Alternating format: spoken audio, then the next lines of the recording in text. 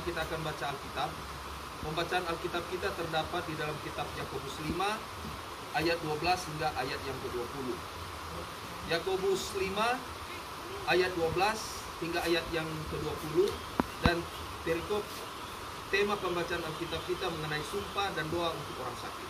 Kita mulai ayat 12. Tetapi yang terutama, saudara-saudara, janganlah kamu bersumpah demi sorga maupun demi bumi atau demi suatu yang lain. Jika ya, hendak kamu katakan ya. Jika tidak, hendaklah kamu katakan tidak, supaya kamu jangan kena hukuman. Kalau ada seorang di antara kamu yang menderita, baiklah ia berdoa. Kalau ada seorang yang bergembira, baiklah ia menyanyi. Kalau ada seorang di antara kamu yang sakit, baiklah ia memanggil para penatua jemaat, supaya mereka mendoakan dia, serta memolesnya dengan minyak dalam nama Tuhan. Dan doa yang lahir dari iman akan menyelamatkan orang sakit itu, dan Tuhan akan membangunkan dia. Dan jika ia telah berbuat dosa, maka dosanya itu akan diampuni. Karena itu, hendaklah kamu saling mengaku dosamu dan saling mendoakan, supaya kamu sembuh. Doa orang yang benar, bila dengan yakin didoakan, sangat besar kuasanya. Elia adalah manusia biasa, sama seperti kita, dan ia telah berdoa supaya hujan jangan turun, dan hujan pun tidak turun di bumi selama 3 tahun dan 6 bulan. Lalu ia berdoa pula, dan langit menurunkan hujan, dan bumi pun mengeluarkan buahnya. Saudara-saudaraku, jika ada di antara kamu yang menyimpang dari kebenaran, dan ada seorang yang membuat dia berbalik, ketahuilah bahwa barang siapa membuat orang berdosa berbalik dari jalan yang sesat, dia akan menyelamatkan jiwa orang itu dari maut dan menutupi banyak sekali dosa. Amin. Bapak Ibu Saudara sekalian, jadi pembacaan Alkitab kita ini tentang kitab Yakobus. Kitab Yakobus ini ditulis di 45 sampai 49 Masehi. Nah, sekarang siapakah Yakobus itu? Jadi Yakobus adalah saudara daripada Tuhan Yesus. Jadi ada saudara Tuhan Yesus, termasuk di situ Yakobus, ada Yudas. Nah, tapi bukan Yudas Iskariot. Nah, Yudas ini adalah salah satu penulis daripada kitab Yudas itu sendiri. Nah, jadi di dalam kitab Yakobus ini berbicara mengenai sumpah dan doa untuk orang sakit. Ayat 12 dikatakan, tetapi yang terutama saudara-saudara, jangan kamu bersumpah demi sorga maupun demi bumi dan demi suatu yang lain. Coba lihat, hati-hati orang-orang Kristen yang sekenal firman, apalagi orang bikin sesuatu yang keluar dari jalurnya Tuhan. Kebanyakan orang tidak sadar, demi Tuhan yang hidup kita bersumpah. Kebanyakan contoh di rumah tangga, saya nggak ada bikin apa, nggak ada bikin salah, suka demi Tuhan. Hati-hati, karena dikatakan dalam Alkitab, apa yang anak ikat di bumi akan terikat di sorga. Makanya ada kalanya apakan kita Tuhan, kita pakai kehidupan, so hidup di dalam Tuhan, merasa-rasa tidak ada kebenaran dalam tapi hidup. Karena apa? Setiap perkataan yang orang keluar di dalam mulut kita itu adalah ucapan, adalah doa. Nah, kemudian dikatakan dalam ayat 13, kalau ada seorang di antara kamu yang menderita, baiklah ia berdoa. Kalau ada seorang yang bergembira, baiklah ia menyanyi. Suka maupun senang, orang harus apa? Berdoa.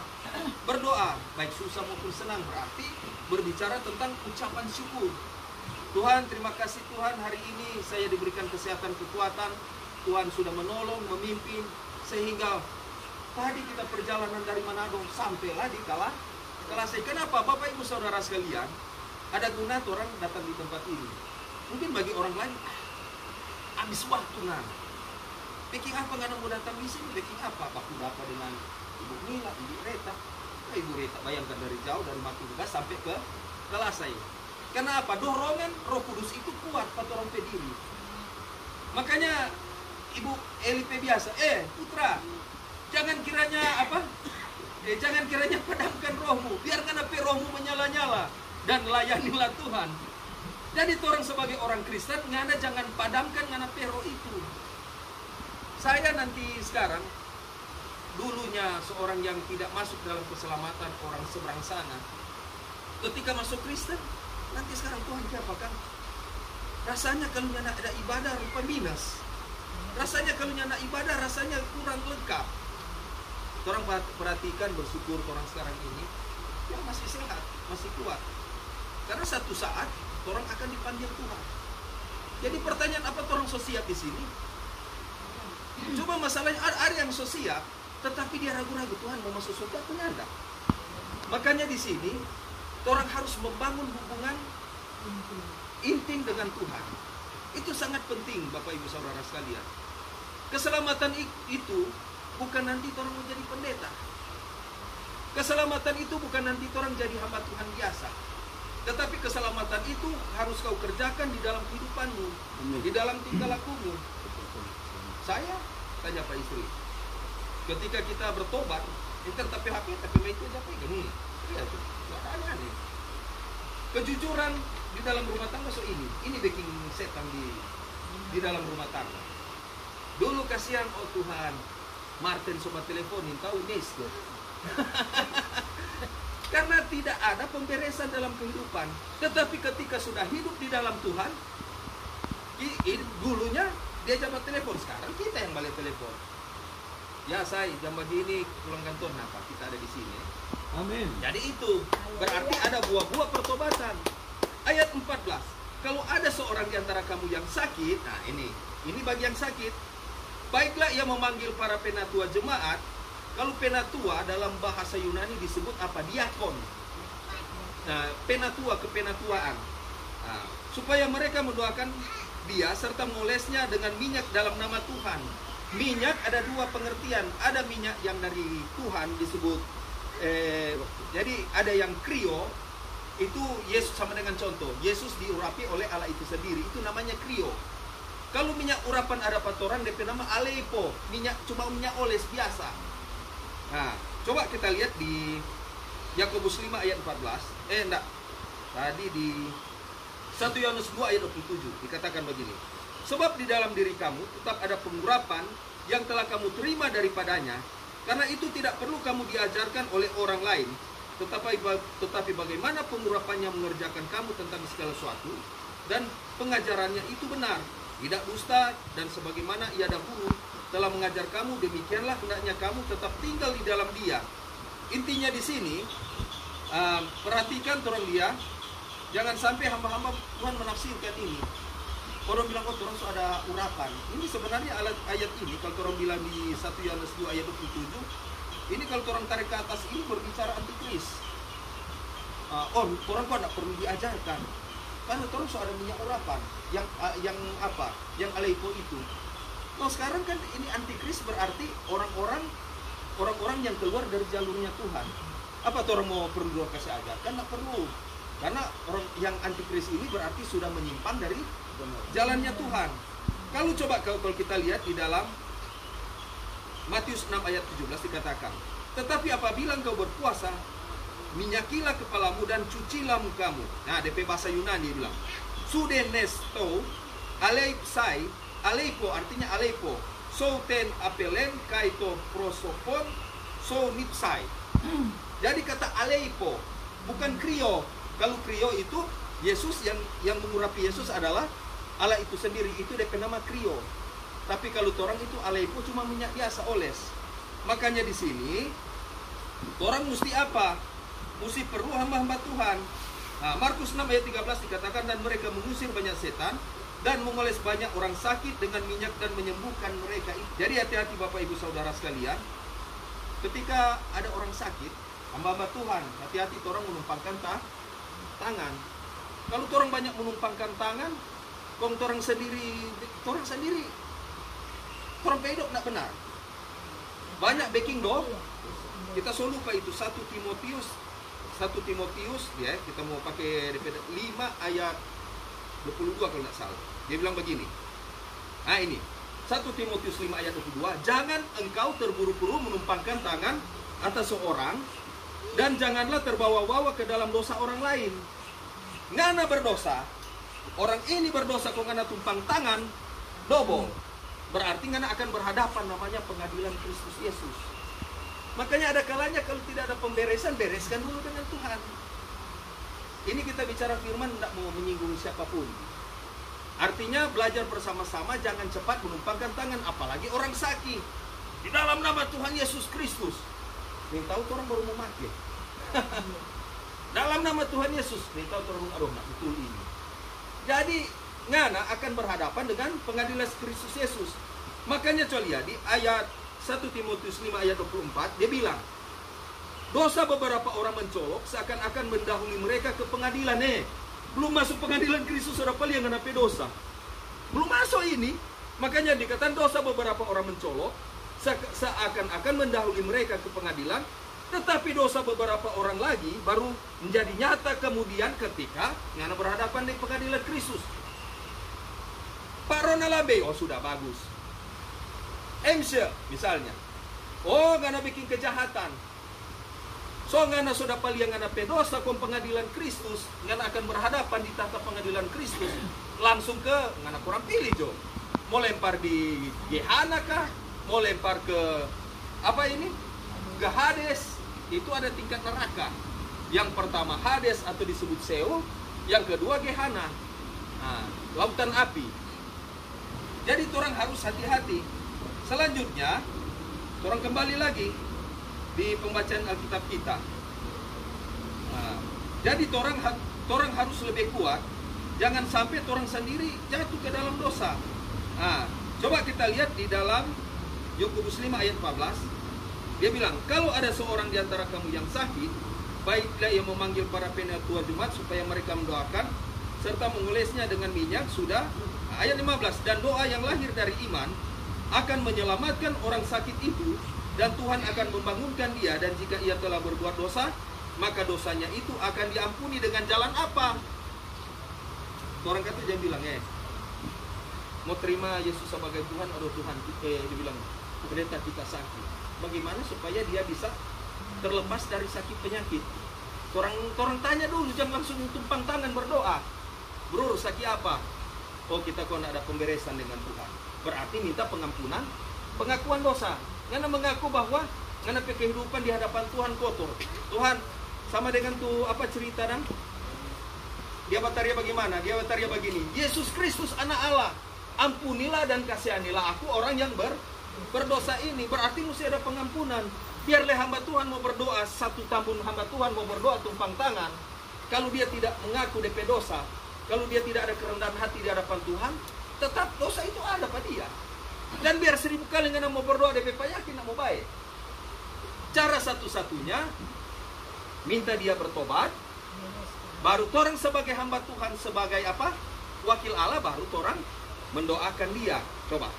Kalau kita buka di dalam kitab 1 Yohanes 5 ayat 14 dikatakan, dan inilah keberanian percaya kita kepadanya, yaitu bahwa ia mengabulkan doa kita, jikalau kita meminta suatu padanya menurut kehendaknya, bukan menurut orang. Kalau orang paksa, dalam nama Tuhan Yesus Kristus, pasti ngana baik, pasti ngana. Jangan. Orang kan tidak tahu dia dosa seperti apa. Segala sesuatu itu Tuhan tahu orang ke kedalaman hati. Segala sesuatu Tuhan yang dari dia, oleh dia, dan untuk dia. Ngana tidak bisa menghakimi dan ngana tidak bisa mau tentukan, oh dia mau baik begini. Banyak hamba Tuhan salah di situ. Oh, dia kita berdoa baik. Hati-hati kesombongan diri. Jangan ngana tinggi hati, itu namanya tinggi rohani. Makanya di dalam 1 Yohanes 5 ayat 14 dikatakan Tuhan akan mengabulkan doa kita jika kita minta suatu pada Tuhan menurut kehendaknya. Tuhan, kenapa kasih yang kita susah Tuhan? Kita berdoa supaya sama ada dapat di rumah ini, sama ada dapat kolam rupa ini. Tidak masuk akal, jadi dia minta sesuai dengan kehendak. Makanya mau suka bagi ini, mana kerja? Bekerja, berdoa dan melakukan. Nah, jangan harap kalau orang cuma tidur-tidur kok dia mau dapat. Kemudian 1 Yohanes 5 ayat 16. Perhatikan ini baik-baik. Kalau ada seorang melihat saudaranya berbuat dosa, nah kalau orang misalnya saudara berbuat dosa, yaitu dosa yang tidak mendatangkan maut. Jadi dia tidak mau mati, tidak mendatangkan maut berarti dia tidak mati. Perhatikan ini. Hendaklah ia berdoa pada Allah, suruh dia berdoa. Dan dia akan memberikan hidup kepadanya, yaitu mereka yang berbuat dosa yang tidak mendatangkan maut. Ini masih ada kesempatan karena boleh bertobat. Selanjutnya, ada dosa yang mendatangkan maut. Tentang itu tidak kukatakan bahwa ia harus berdoa. Ini Yohanes 1 Yohanes 5 ayat 16. Yang menulis ini adalah Yohanes anak Zebedeus yang bersandar di dada Tuhan Yesus. Itu makanya disebut Yohanes itu kekasihnya Yesus. Yohanes anak Zebedeus selain dia menulis kitab Wahyu, tetapi yang mencatat itu adalah Prokorus, muridnya waktu dilemparkan ke Pulau Patmos.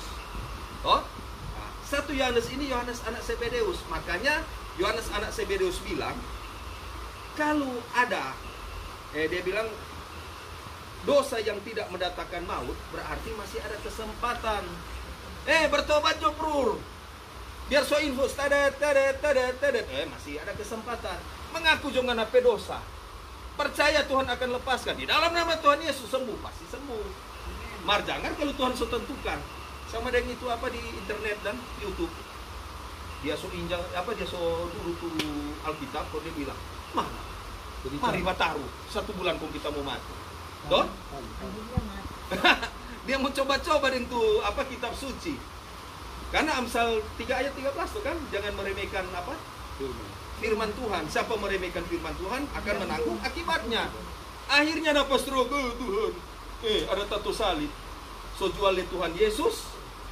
So berbalik daripada kekristenan. Ngana dulu lagi itu Alkitab. Akhirnya kenapa mau tidak berguna. Akhirnya tuh pendeta-pendeta datang berdoa pada dia. Dia mengeluh-mengeluh. Akhirnya mati dalam keadaan tidak beriman. Mati dalam keadaan sia-sia. Makanya kalau ada waktu kesempatan, masih ada waktu kesempatan nganapin nafas ini, bertobat Jo. Itu ini di luar dari torong dia kenali datang. Torong ini, kenapa torong datang jauh-jauh? Cuma atas petunjuk Tuhan, atas kehendak Tuhan. Kalau nyana torong tidak akan mau dapat begini. Amin. Bersyukur, berterima kasih torong boleh duduk ini dengan firman Tuhan. Makanya firman itu harus jadi apa? Jadi rema. Rema asli arti kata sabda. Rematon. Ada 2 kata firman. Firman yang disebut logos, NRK en hologos, kai hologos en prosoteon, kai theos en hologos. Pada mulanya adalah firman yang logos itu adalah perkataan Allah. Ini sedikit ilmu juga. Perkataan Allah, firman Allah yang disebut logos. Kalau yang disebut rema itu sabda.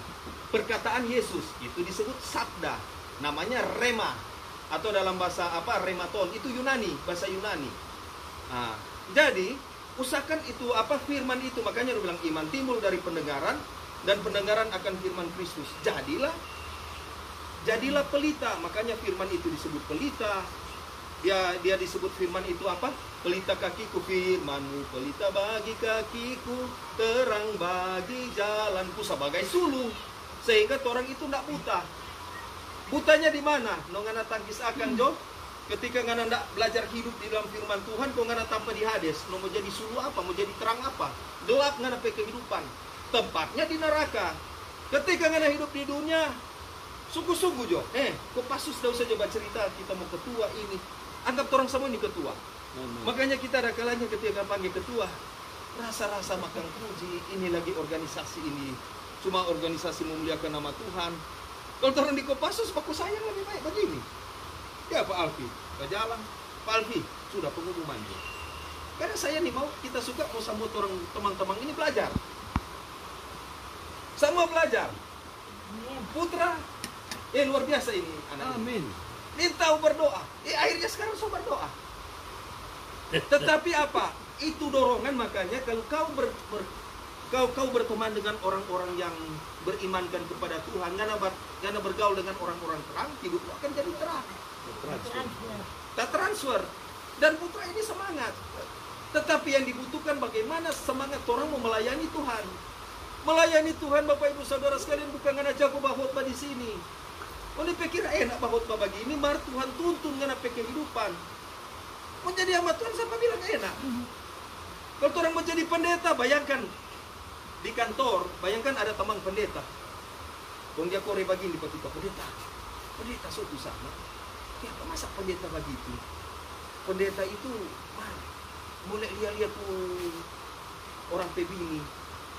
Jadi memang setengah mati mau jadi pendeta ini, orang mau jadi hamba Tuhan, selalu apa? Selalu orang itu dinilai orang. Terserah kalau orang cuma orang mau menilai orang kejelekan, tidak masalah. Kalau orang memang semua hidup di dalam Tuhan, biarpun orang mau bilang orang kekurangan, mari kita maju dalam Tuhan.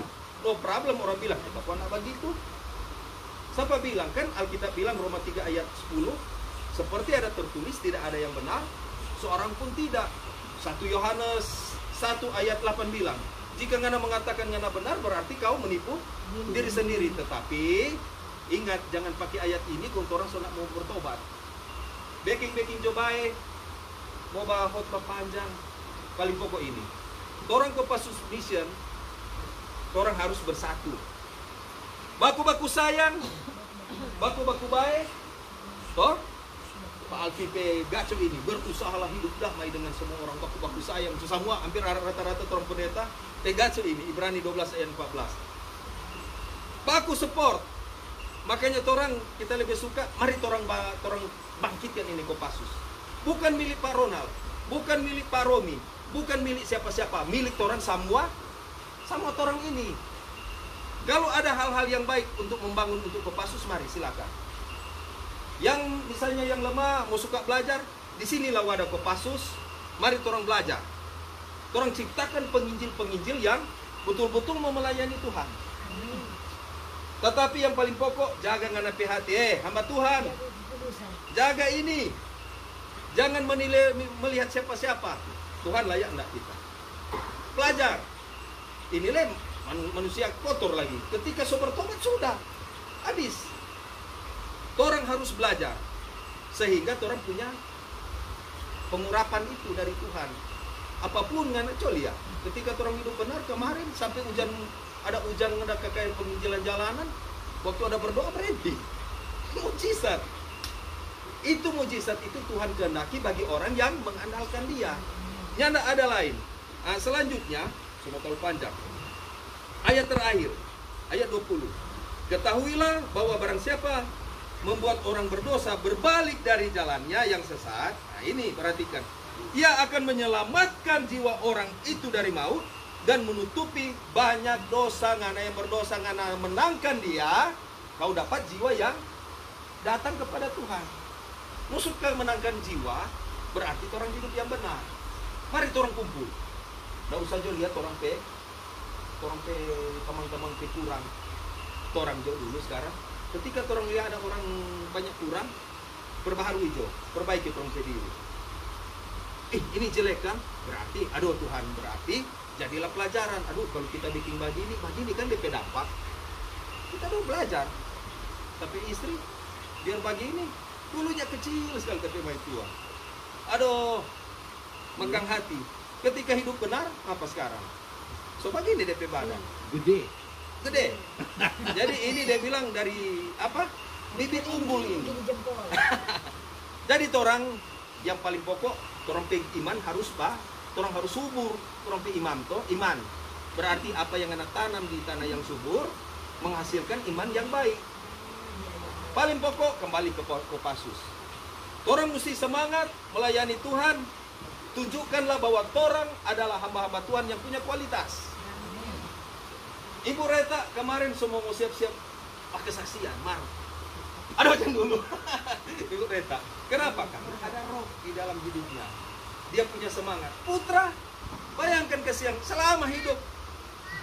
Nanti baru pertama kali, mari dia tampil. Kalau orang sini, mari orang belajar. Sama dengan Pak Alfi bilang, aduh, pendeta kalau kita sekerja sudah Pak Alfi. Orang belajar semua. Siapa yang punya ini, orang belajar. Kasih baku belajar. Tidak usah coba baku sikut orang di organisasi. Baku-baku sayang ketika ngunira. Oh, ini ketua. Boleh kita mau kasih ide? Silakan apa? Boleh nak Kopassus tadi tinggal begini. Oke. Backing. Oh? Jadi bukan cuma ketua sama orang ini anggaplah orang sama ini ketua. Dan orang ini bukan melayani organisasi tetapi melayani Tuhan Yesus. Semoga renungan pendek ini bermanfaat buat kita semua. Saya tutup bilang Galatia 2 ayat 20, namun aku hidup, tetapi bukan aku sendiri yang hidup, melainkan Kristus yang hidup dalam aku. Saya tutup dalam Yohanes 3 ayat 30, biarlah dia semakin besar, kita semakin kecil. Biarlah Tuhan Yesus semakin bertambah-tambah, kita semakin berkurang-kurang. Nama Tuhan Yesus yang dipuji, dimuliakan, disembah. Shalom Aleichem Bisem Hamasia, Kristus Anesti, Alitos Anesti. Amin.